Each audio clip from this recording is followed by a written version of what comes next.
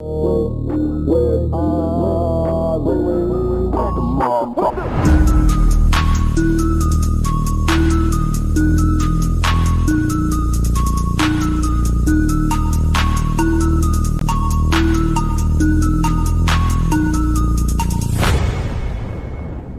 is going on, everybody? I just got done listening to Michael Kay interview Aaron Boone, and on top of that, I was working out. I was on the Peloton getting my workout in, and I said, let me hear this shit.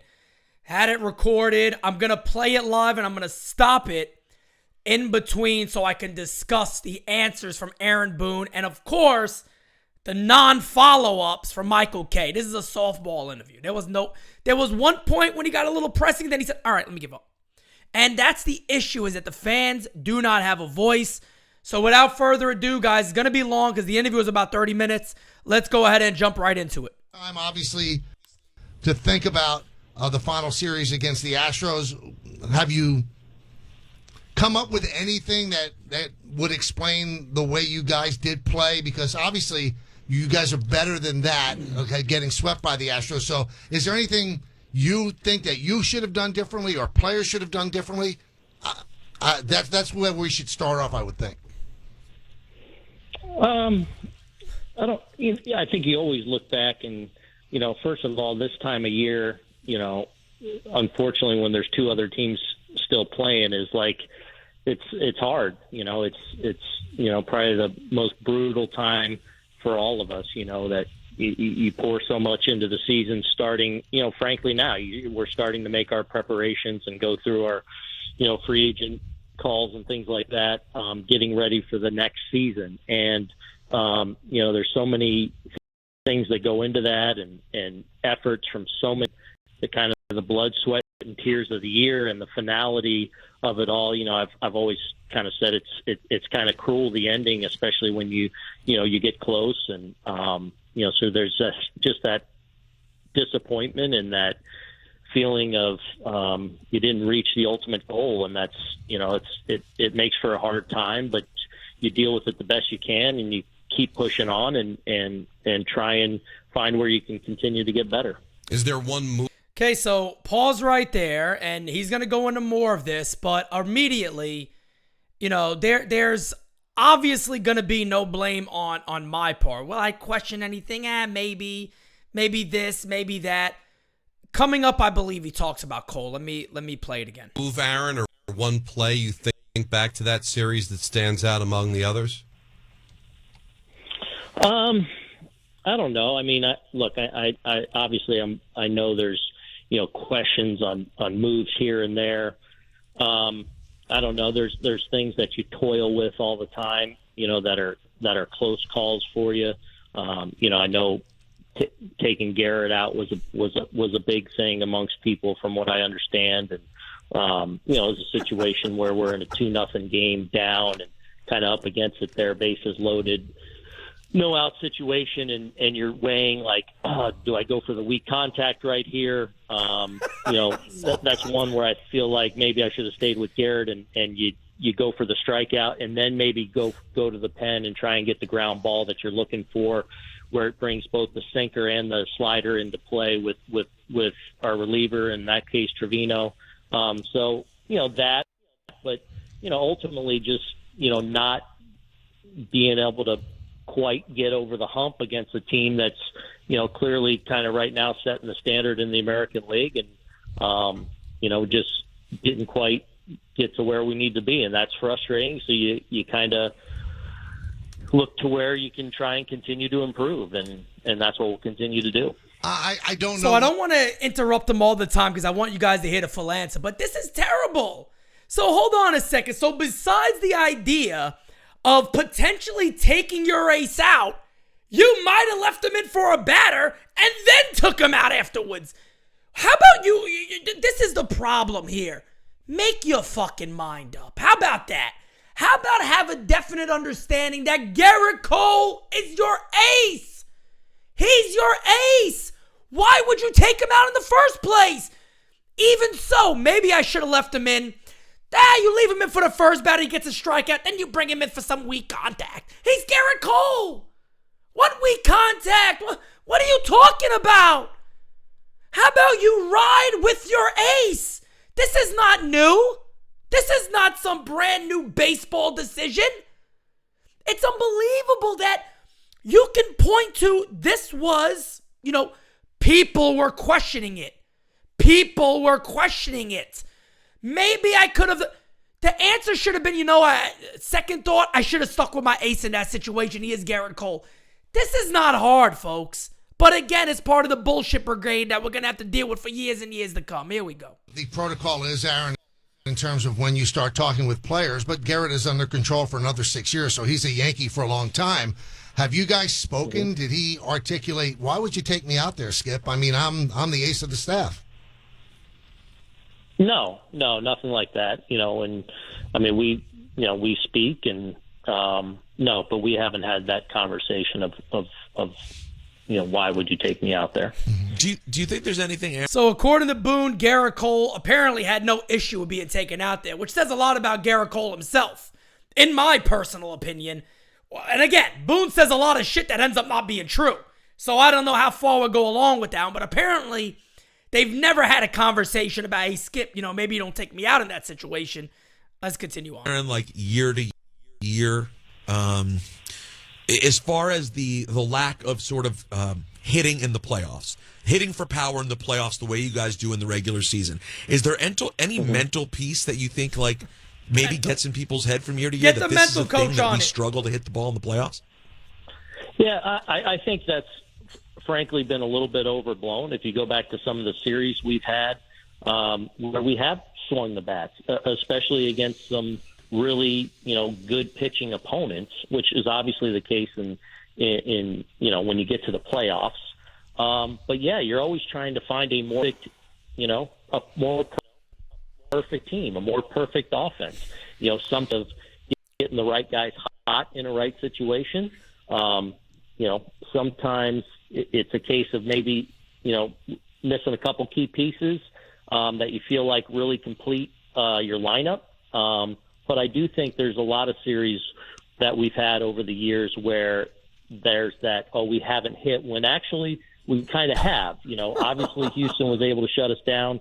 We scored 2 runs twice. We got shut out once, and then I think we scored 5 in that last game. So, and look, we knew going in that Houston, was probably about as a complete a pitching team as we've seen in these last several years, from a starting rotation standpoint to a bullpen standpoint. So we knew we were going to have to be at our best, but, unfortunately we just couldn't break through enough against them. But, you're always searching to get a little bit better, a little more versatile, a little more complete. And then, having that kind of catching fire a little bit too, you got to have it for you as well. We have hit in the postseason. Then he goes and says, we couldn't break through. Aaron, that's called not hitting. You did not hit. We have hit some good pitching. Nothing else matters besides this year. And the fact of the matter is, without Garrett Cole pitching phenomenal, you probably don't even beat the Guardians. You guys did not hit. We scored 5 runs in the losing series. You lost. You have not hit enough. Again, this is not difficult. You're defending something that the fans know is quite bullshit, and it doesn't affect us. You guys did not hit. You didn't hit. It's that simple. That's the easy answer here. Not that, we have hit. We have hit good pitching. Yeah, my sister's tit did too. But you didn't now, did you? We didn't play the way we should have. So interesting talking to you as opposed to talking to other managers and coaches in New York. 5 years, made the playoffs all 5 years.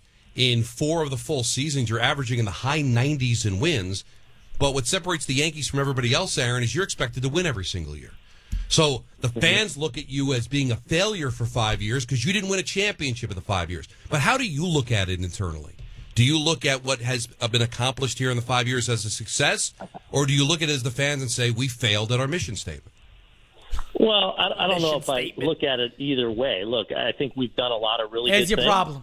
But ultimately, look, the reason I came back into this, there are a number of reasons. You want that competition. You want to be part of a team. You want to be part of that group, that team camaraderie, working to build something special, all those things. But ultimately, it's to win the ultimate prize, to compete for the ultimate prize and win the ultimate prize, and that's a world championship. So, to varying degrees, we've had a team that's at least very much in that mix or in that run for it. So anytime it ends, it's a disappointment, and hurts a lot. This time of year,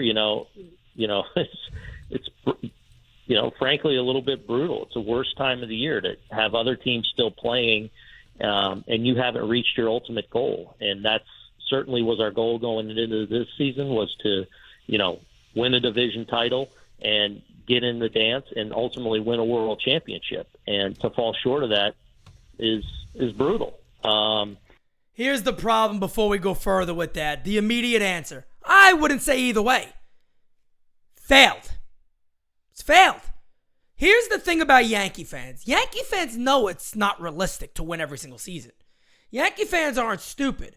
We understand you're not going to win every season. We understand you got to get there. It's a tough journey. We understand that. Here's what Yankee fans love. Accountability. Yankee fans do not want to hear Aaron Boone go, "Oh, you had some good times, and I want the team. I came back for the team camaraderie." You're a fucking manager. Manage them. Forget the team camaraderie. Forget the kumbayas. Come out like a man and say, "We failed." Yes, I agree with the fans. I think the first 5 years, we haven't hit our goal. So yeah, I hate to say I failed, but in a sense, we have failed. That's not hard to say. Fans immediately, including myself, will go, "I respect you more. I'll be behind you even more. I'll support you even more." Simply say, "Well, every year, it's a failure. You failed 5 years. I don't care about your kumbaya sessions with the team. I don't care about designing kindness corns at the Field of Dreams. I don't care about your Go-Gurt sessions and your sessions of eating unicornios. I don't care about that. I don't care about it. Have some accountability. Yes, we have failed. Have we won a World Series, Michael? Whoever answered me, Pete the dickhead, have we won a World Series? No. Yes, the fans are correct. Next question. But, you also look back at a lot of the, I think good things that have happened over those years and realize how difficult it really is. Kumbaya, the owner of the Yankees, my Hal lord. Steinbrenner, was Kumbaya. quoted down in Tampa as saying, "Aaron Boone is my manager. We like the job that he's done." Aaron, at any point after this, did you think that your job was in jeopardy? Nope. Oh, I don't know. Do you worry about that stuff? I really don't. Obviously last year, when my contract was up, obviously that was speculated on a lot, and I worry about it then. It's like, if it works out and we come together and work out a deal, great. We were able to do that. So I think finishing this year, I didn't look at it like that. I look at it as, I've got a few years left on my contract, and the goal doesn't stop, even though there's the finality of the end of this season. You also got to pick yourself up off the mat and understand that, now starts the building towards next year and trying to get to this point and ultimately push through. That's what you continue to work for, and that's what you focus on. You don't really worry about the job security. You understand that comes with the territory. You certainly understand that when you sign up in this profession or this role, it goes with it. And I understand the disappointment of not, reaching our ultimate goal, here probably more than anywhere else where that is the expectation. But at the same time, I wouldn't want it any other way, because it matters here, and you want to be part of something and doing something that matters to a lot of people. So obviously it does. Let me pause that real quick and just talk about this here. The funniest thing in the world about this answer here is he immediately starts with, "I don't think about, losing my job. I don't think about my job, me being on a hot seat. I don't think about that." And I tell you what, I don't blame Aaron Boone for this. He finished up pretty good, I think, on that answer. I don't blame Aaron Boone on this. I blame Steinbrenner. Because everybody knew when George was alive, I demand results unless you're out. And if you pulled the pussy wimp shit that Aaron Boone does, you definitely would have been out. But there's a new boss, unfortunately, in Little Stein, who, when he doesn't care about the team, when he doesn't care about making change, why would the manager? If I'm a Yankee manager and somebody goes to me, do you worry about losing your job? Yeah, well, I worry about when I don't get my team to where I need to be. Eventually, I am going to lose my job. And I do want to win a World Series with the Yankees. That's what I'm here for. That's the way I'm answering that question. But again, I'm not Aaron Boone. But Boone has no concern at all about job security. He mentions at the end that we're here for one goal to win a World Series. But there's no fire under his ass. That's just, hey, yeah, we're expected to win. I know, I get it. That's one of the, yeah, I know. Yeah, for years they say that. I know. That's the problem. That's a big problem for this team. Matter, and one of the main jobs for a manager and or coach is to keep the outside noise outside from players. But do you hear the outside noise, Aaron? I mean, the fan base is extraordinarily angry at you and Brian Cashman and the way this team performed in the postseason and even in the second half of the year. Do you hear that noise, and does it impact you at all? Nope. I mean, I guess I don't hear it specifically. Like I haven't seen anything, for example, that you have said. I understand you've been, raising it a little bit and getting after it a little bit. So I'm aware of that, but I haven't seen any of it at the same time. So I understand there's the frustration out there and whatever people are upset. I understand that. I respect that passion, and it's part of, the great thing about being part of this organization is that so many people are passionate and care about it.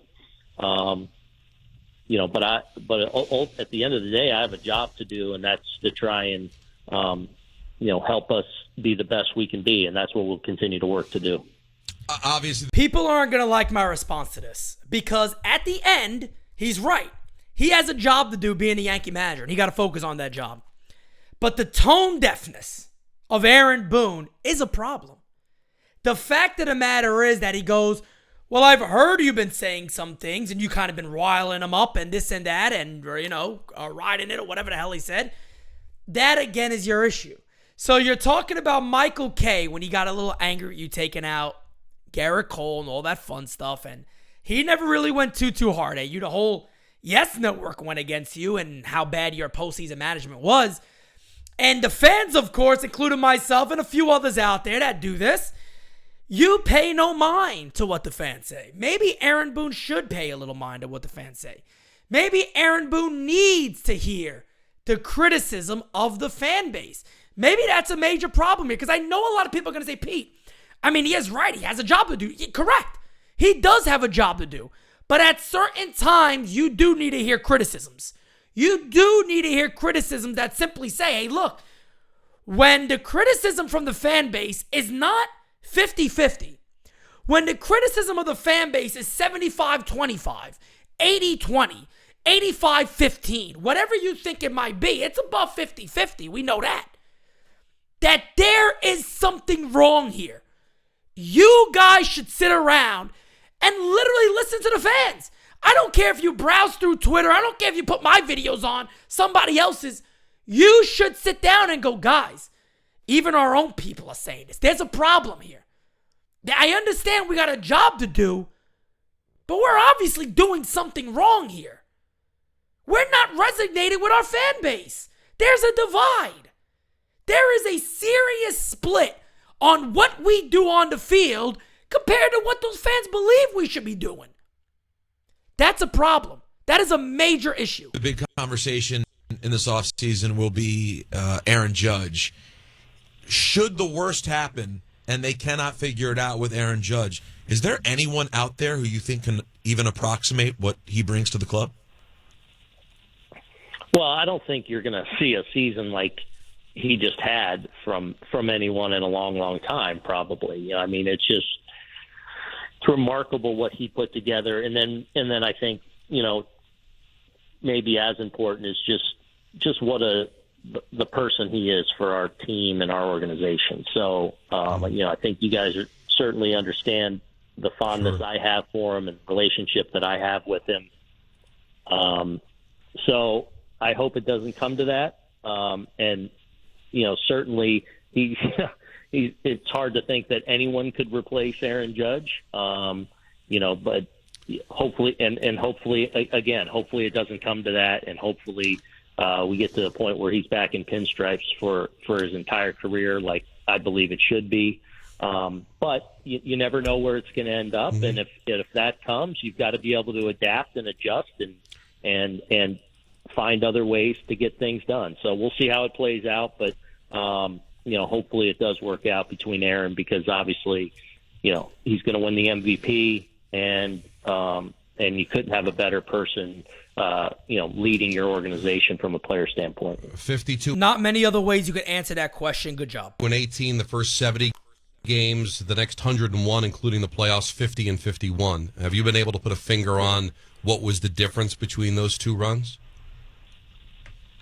Well, I mean, I think for a good chunk of that second half, there was a month and a half where we were really banged up, and 2 and 3 week periods in there where we were really banged up, where we were, kind of a little bit of a mash unit. So it was a tough stretch for us. But that's the ebb and flow of the 162. I mean, that's going to happen. That's why, whenever you are at your best, it's important to rack up as many wins as you can, because, sometimes it's smoother than others and you're able to avoid, significant injuries or significant potholes. But you gotta rack up as many as you can. And fortunately, that first three months of the season, we were, remarkably healthy overall. Our starting rotation was pretty much intact, and all the red flags did not appear, and really setting a great tone for us. Our lineup was intact, and we're, just playing at a really high level. Obviously, we had some really key injuries in that second half, and got some of them back, which helped and helped us rally there in the final 3-4 weeks of the season, where we played better and were able to kind of put away the division. But I think it's just the grind and ebb and flow of the season. And if you look at it from a season standpoint, to win 99 games in our division, and look, the East is always a bear, and it's always a grind to go through. And I think this year maybe more than ever, just because of what Baltimore is now, and there's no easy series, and in baseball there's never an easy series, even when the team's not. But you had to be at your best against every team in our division if you were going to have a good series. But that's just the ebb and flow of the season. I look back at 19 when we had a lot of injuries as well, and we everyone we plugged in and brought in, and role players really stepped up to allow us to really avoid some of those potholes. Certainly we had our share there for a 4-6 week period that really, kept us from having that 105, 110 win season. But, I think a lot of that was just having some real key players out, during a significant stretch. Aaron, let me ask you about shortstop. Throughout the year, you were so loyal and dedicated to Kiner Falefa. We would have fun. The metrics I saw, he wasn't very good. The metrics that you have said that he's one of the best shortstops in baseball. But it seems like, and you correct me if I'm wrong, that you lost faith in him in the postseason because he didn't play every day. And I know it's a delicate balance about stay with what got you there, or we got to make moves right away. This is a really short series. What happened with IKF? Yeah, I just felt like there were a couple of mistakes that he had, or errors that he had, that I felt like were, they were weighing on him a little bit, and I didn't want that to be something that snowballed. And when you get into a short series, obviously you can't afford to do that. I also knew that over time, especially throughout the playoffs, I felt like, because he showed it all year. He's a tough kid. He's resilient. That I knew he'd get through it, but in certain situations, I felt like I had to go in another direction on a given game, and felt like I had confidence in whether it was a Cabrera or Peraza that I could plug in there that we're going to be able to handle it. And I feel like they did do a good job, and I feel like ultimately Kiner bounced back even within the playoffs and handled himself well. Can he be your shortstop next year? He can be. I think we got a lot of guys knocking on the door. Obviously, Peraza had a strong triple and got to the big leagues, and I think acquitted himself really well, and I think upped his standing, I think, even in our eyes, and certainly my eyes, with what I was able to see out of him in that I think was really valuable for him to get a little bit of that experience, to be in the environment, to also get some playoff experience. He's certainly going to put that. We've got Anthony Volpe knocking on the door. We've got Cabrera, who obviously came up and did a really good job. So there's going to be that competition, and then of course you never know what's going to happen. How your roster takes you. Are there trades? Are there free agent pickups that change things, that change the landscape a little bit of your team heading into spring training? And we're a long way away from that. But I certainly feel like Kiner is capable of being an everyday shortstop. But there's certainly going to be competition potentially for that heading into spring training. So here's my issue with this, okay? You seem to have lost confidence. And yeah, there was a couple of plays that was errors, and I seen it was weighing on him, so I had to get him out of there. The guy that you defended as the best defensive shortstop the entire season, which I believe held Peraza down, and when Peraza got called up, you never played him. You sat here just now and simply said, I don't care about the answer, maybe he'll be the shortstop next year, because at the end of the day, guy's under contract. You're not going to sit there and go, no way. We know Boone's not going to do that. He did say there'll be a competition. All right, I'll take your answer for that. I'll leave it alone. But your IKF answer, again, is just fucking pitiful. It's bad. It's stupid.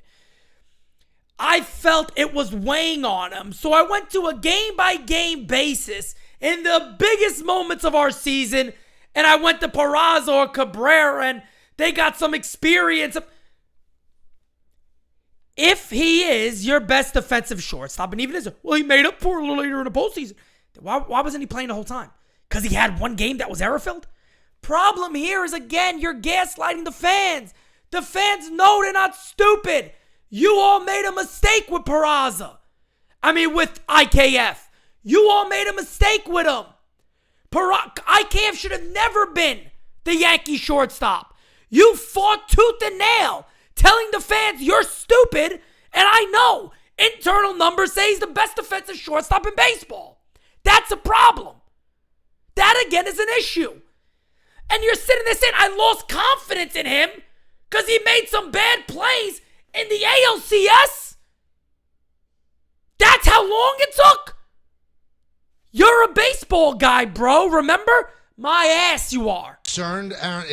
It seemed, I know you said that he was having decent at-bats. It seemed like Josh Donaldson was lost in the postseason. And I know that you're appreciative of how hard he plays, but he just didn't seem like he was having great competitive at-bats.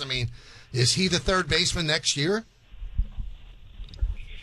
Yeah, as we sit here absolutely. He's, certainly I thought it was, especially the standard that he set, and being an MVP caliber player, winning an MVP. He's been an offensive machine really for the better part of his career. I think we all saw, I think you would acknowledge just how good he played for us defensively at third base. But I think it was one of those years for him where he was constantly, searching for that consistency and that, strong run. He'd have a few games where it seemed like, okay, here we go. He's about to take off. And then he, take a step back. So I know it was a grind for him offensively. I know it was a struggle like it was, frankly, for a lot of. Let me pause it there for a second. Yeah, he did get hot. And then you all basically assumed that he was a racist and sent him home it was COVID related. My ass. That was not COVID related. That was to get him away from the team for a couple of days. Because you, Aaron Judge, and everybody else basically threw the guy under the bus, and then you tried to come back later and go, added comments after hearing his explanation. No, bullshit. Bullshit. Another situation here where you failed as a manager. And the biggest situation is you're trying to make excuses again for a guy we watched all year that sucked ass. And you're sitting there telling people, hey, he got on base. It was all of our guys. Get the fuck out of here. In the postseason where we didn't perform as well as we would have liked offensively, and that wasn't all Josh. But the competitive at-bat thing, I think, was there, especially because he was one of the guys actually getting on base at a consistent clip, even in the postseason. It was just, getting to that, that big hit or that, big swing that would really help get him rolling. That didn't happen for a number of our guys. There's a narrative that's been created for a long time, but especially this year with Gallo's comments and the abuse that Hicks got. Judge was even booed during the playoffs, Aaron, that the Yankee fans are unfair to their own players. A two-pronged question. Do you believe that the fans can be unfair? And do you think any of your players are affected by how harsh the critics and the stands can be during the course of the season? Yeah, and look, I'm aware that that's gained some traction and some noise. And look, I think the overwhelming majority of our players and the feeling in our room is this is where you want to be. This is where you want to play. This is the fan base you want to play in front of. Does that mean that at times it can be challenging? It can be difficult? There's going to be a guy that goes through a tough period where it's weighing on him? Sure. But, and I think that's part of being a major league athlete as well and being a major league baseball player. And it's certainly magnified here. So there can be some tough times. But I do feel like the overwhelming sentiment in our clubhouse amongst our guys is, man, this is where you want to be. This is where you want to do it. And, so from that standpoint, I think that has been very much overblown. Yes, there's some tough scenarios. There's some tough situations that come up over the course of the year. But by and large, our guys love doing it in this environment because there's, we know there's going to be no better ultimate place to win. Aaron, pausing it right there. That is Aaron Boone's best answer to the entire interview. I'll leave it at that. Fantastic answer. Never go against the fans. You do not blame the fans. The fans expect you to win. So all of you out there that are deciding that this narrative is correct, Andy Shittino, anybody assuming that all the narrative is fair, the fans are this, the fans shouldn't boo their players, shut up. Shut up. Aaron Boone is spot on with this one. That is his best answer by far. I've got to ask you this because this is one of the things that you said, and you heard I lit it up. I never understood before Game 4 how it was made available to the players, 2004 highlights in one of the darkest on-field in Yankee history. And nobody would have known, but you actually offered it up to the media. We would have known. With time to think about it, do you think that was not the right move? Look, Michael, we do all year, not just in the playoffs, throughout the year at different points, we send out and we grab from all, different sports, walks of life, frankly, motivational things, whether it's, a Kobe Bryant clip or a Ray Lewis, we pick from different things that we think will be impactful for our players. And I think I have a suggestion. How about you fucking motivate your team? How about you do that? What is this? This is like summer camp. This is like summer camp here. Come on in, boys. We're going to start our day today. What are we watching? We're going to listen to Mr. Foley from SNL. There's the table. There's me. Break through the van down by the river. Put that shit on. How about you motivate them? How about you motivate your guys? Is that hard? Thing that was coming out of that 04 is we were in that hole. We were in the 03. Down 3 games, and obviously you're completely up against it. I think the point was, this win a game. That was our mindset. So you needed to go to the 04 season to let your club understand. Let me give you guys motivation. The Red Sox came back and beat us. They played a game at a time. Let me show you one of the worst moments of Yankee history to let you guys know when. I got a better suggestion. Hey guys, mount up. Mount up.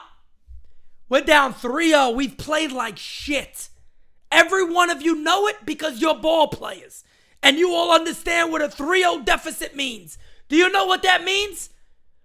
Fucking win today.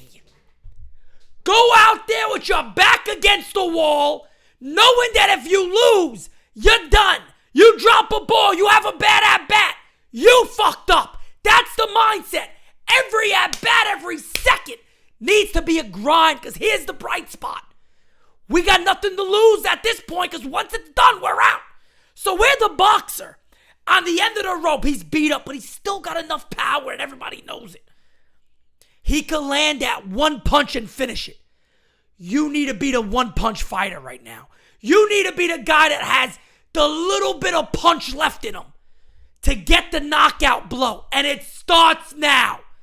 My man said, look at Dave Roberts steal that base. Oh, got him. Yes, they beat the Yankees. This is horrid. This is terrible. Let's just win a game and keep moving forward, and kind of to tell the story that this is something that is, really difficult, and we're up against it. We get that, but it's not something that's insurmountable and has been done before. And I think it was we picked little things out throughout the course of the season to try and help. Whether at different times it's motivation, different times it's educational, different times it's just to try and get our guys in the right mindset all the time. Put me on. Would you understand why a New York Yankee fan would be riled up that would even be used? Because again, it's one of the worst moments in the team's history. Yeah, I mean, I think you're overstating, or I don't even know how to phrase it, because you're wrong.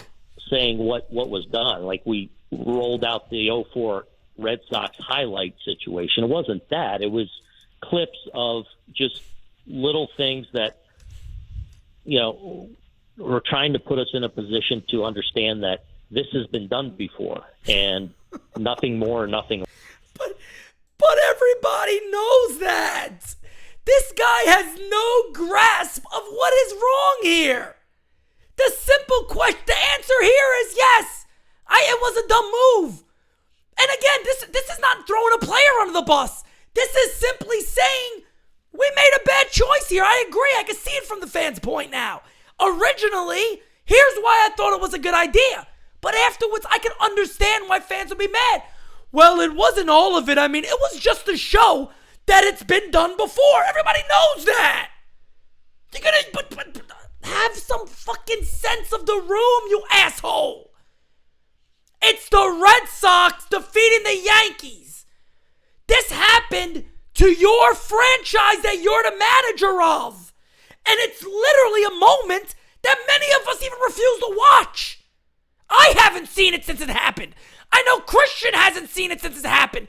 Hundreds of you haven't rewatched it. We don't put it on and go, fuck, I don't want to go for that run today. But those Red Sox in 04 would have. Let me put that clip on. Yeah, hit him. Defeat the Yankees. Oh, look at Mo fuck up. Yes. This guy should be nowhere near the New York Yankees, folks. Put this guy in a Kansas City Royals somewhere. The fucking Diamondbacks. He gotta go. This is ridiculous. He's not going. We know it. But these answers alone, keep this guy off the radio. Not that anything could have been done about it, Aaron, but do you think... And then there's no follow-up. Michael K doesn't press him. There was no follow-up. Aaron, I think you're missing the point here. Yankee fans hear their manager come out and say, for motivation, we put on the last time this happened when a team was down 0-3. Happened to be against us. That is what we use. He didn't even touch on the Big Papi thing. That is what we use as motivation to hype up the New York Yankees. You don't think there was anything there that was wrong? Or that you just shouldn't have mentioned it? No follow-up. Michael K just sits back. He lets fucking the other moron take over. This is New York. This is why it's never going to change. This is why it will never change. What Judge went through at the end of the season Change might of have had topic. some impact on him in the postseason? Oh, I think it's possible. Sure. I think it's always possible. I think it's impossible to say that, though, I know the talk of did he just wear down at the end? I think he was in a good place physically. I think it's fair to at least ask the question. I also think it's unfair, impossible to say, yeah, for what he went through down the stretch, he was a little tired and run down and out of gas in the post. You don't know that, and we don't know that. I think physically he was in a good spot. I think he hit into some tough luck in the postseason, but certainly, the standard Aaron said, I know, obviously would all love for him to, have the dominant postseason. But I think it's impossible to say, but fair to ask the question. Do you think, Aaron, that this team, I'd be stupid to use the word torn apart. Does this have to be remade to get to where you want to go to ultimately win a World Series? No. How about the bullpen? We got to get better. Right. We got to get better. Right. I mean, no question. And part of that is you're missing some really key pieces going into a key series. So that's part of it, too. It's like part of it is being a little bit whole going into the postseason to give you that better chance or to be on better footing. That said, what we went into the postseason, we still had a chance. We still could have won. We still could have got there. We didn't. But to say, I think it's an overreaction to say, oh, we got to we got too many good things going on within the organization, within our team. That certainly we've got, and make the right moves moving forward, make the right decisions moving forward. But we're very much right now as we head into the off season, very much should be in the mix to be a championship contender next year. Hopefully we do the right things this offseason and in spring training and during the regular season that put us in the best position to go take our shot again, hopefully come next postseason. But, and look, that chase, that search for getting better and being a more perfect team is never relents. And we'll continue to work that. But, we're chasing. There it is again, folks, right there. I mean, you got your answer for next year already. Championship caliber team. You got your answer already. It's the philosophy of the Yankees. Everything is fine in the organization. There's nothing wrong with them. We got too much good here. There's nothing wrong with it. Yet you could look at the Yankees 1-9 right now and again do what I did in the offseason and go, hey, man, there's far too many red flags here. The Yankees currently don't have a left side of their infield. The Yankees currently don't have Aaron Judge under contract. It's not going to be very, very soon. Aaron Judge will be a free agent very soon, and he's not going to sign with the Yankees in 5 days. I'll be shocked. He wants to know what other teams value him. That's where the Yankees are right now. They got to exercise Luis Severino. Is Nestor Cortez going to be the same guy? Garrett Cole's a year older. I still think he'll be fine. They didn't have a great regular season. They're very lucky they played so well. Because we talked about it. My prediction was Cole would pitch to a 3.5 ERA, and he wouldn't be an ace. When I said that, the entire team was like, then they don't make the postseason. But they did. But they still made the postseason. But here's the problem with this team. We got to get better, but there's still so much good out there. When, again, you can go to the last offseason, and you can go to the regular season now at the end of the year and still see all the red flags that exist in this team.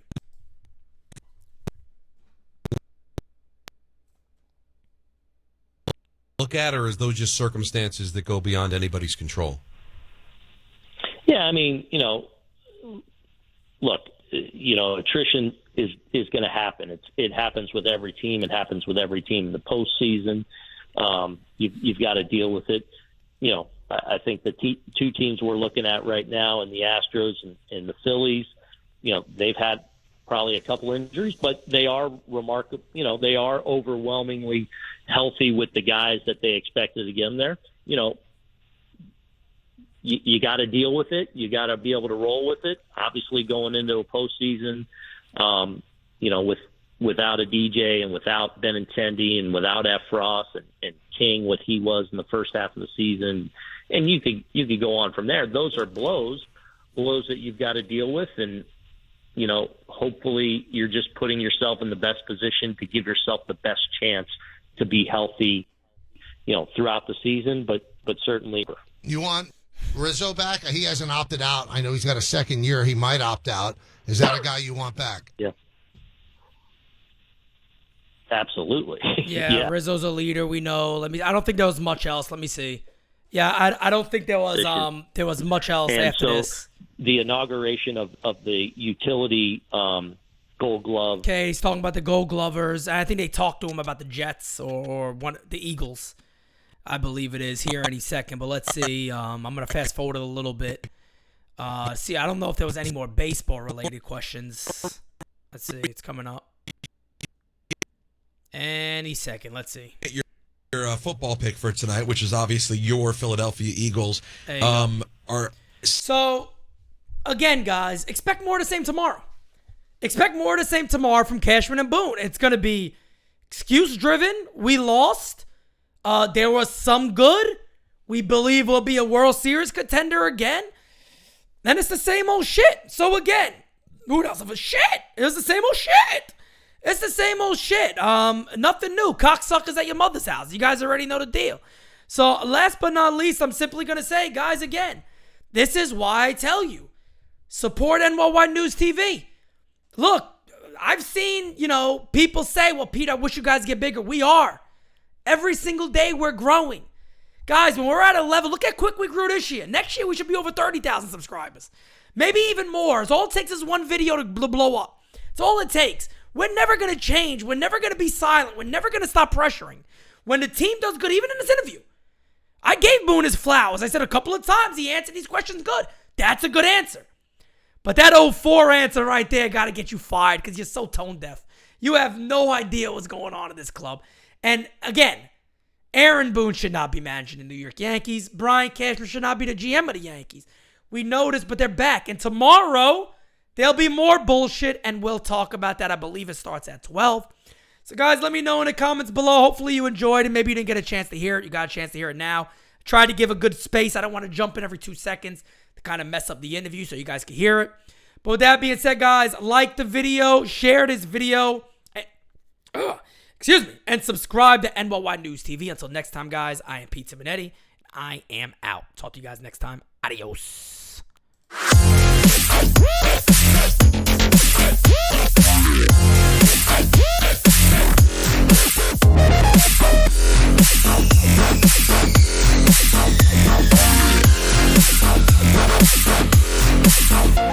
I want to write today, Junior!